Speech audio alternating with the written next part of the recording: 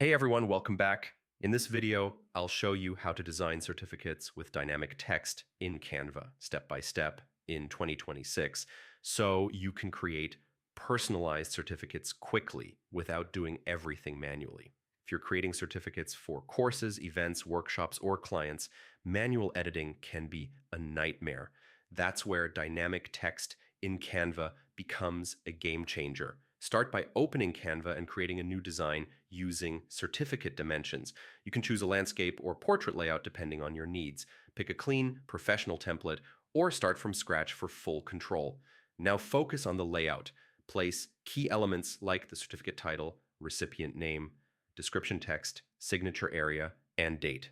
Keep enough spacing so the design looks elegant and easy to read. Here's where the smart part begins. Select the text that will change, like the recipient's name. Enable Canva's text placeholders or variables feature depending on your account version. This allows Canva to replace that text automatically for each certificate. Next, upload your data source. This can be a spreadsheet with names, course titles, dates, or certificate IDs.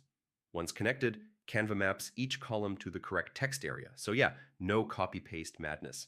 Preview a few generated versions to make sure alignment looks good.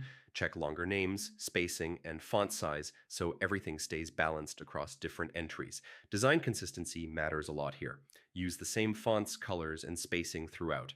If you're creating certificates for a brand or organization, brand kits help maintain a professional look. Before exporting, zoom in carefully. Make sure text is sharp, centered, and not overflowing. Then export your certificates as high-quality PDFs or PNGs, ready for email delivery or printing.